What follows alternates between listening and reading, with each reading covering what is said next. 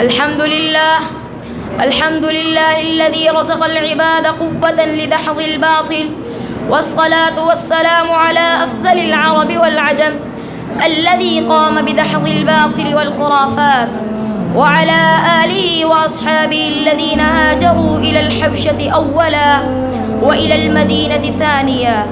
أما بعد، فأعوذ بالله من الشيطان الرجيم.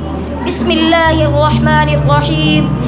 إن الذين آمنوا وهاجروا وجاهدوا في سبيل الله صدق الله العظيم.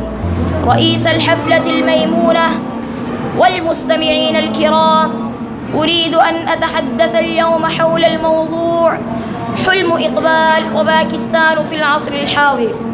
رئيس الحفلة مفكر العصر العلامة محمد إقبال رحمه الله تعالى، بعد مشاهدة القرن التاسع عشر يحلم في بداية القرن العشرين ويسأل ربه عن تعبير هذا الحلم.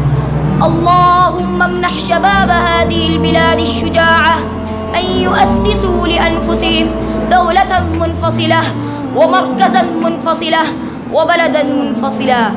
كان الحلم زهر الحديقة، كان الحلم هو جعل الناس هنا على قدم المساواة مع البلدان المتقدمة.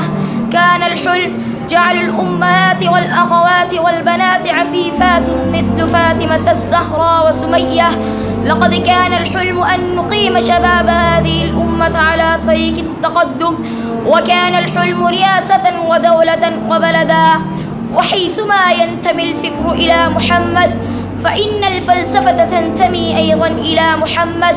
أينما كانت عقيدة محمد وتفكر محمد، والأمة أيضا لمحمد. لذلك رأت كرة الأرض ذلك اليوم أيضا تحقق حلم إقبال. أحبتي في الله، قدم الشعب القرار في 23 من مارس سنة 1940 للميلاد، وهو ما لم يكن حلا حقا، لكن المسلمين كانوا يقدمون رغباتهم وتطلعاتهم إلى الله تعالى، وكانوا يقولون إن المسلمين ليسوا مقيدين بالقدر، بل الأشياء الجامدة والنباتات والحيوانات مرتبطة بالقدر.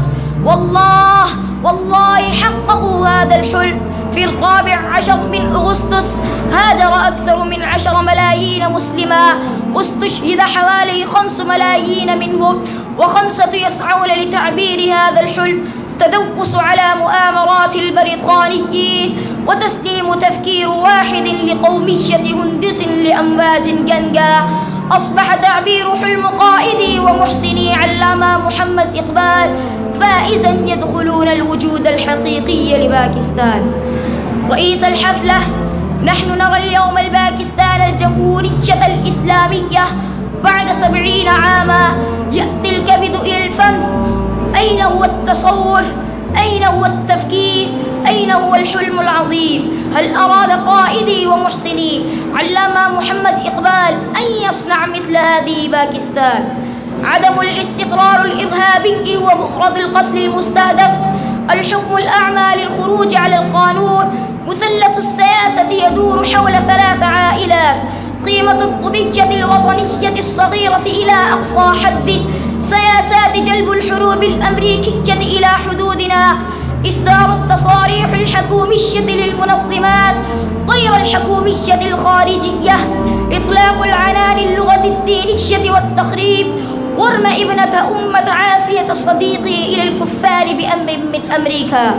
هذه هي الحقائق المفجعة لباكستان اليوم. سعادتنا لا أحد آخر مسؤول عنهم، ولا أحد يتحمل اللوم.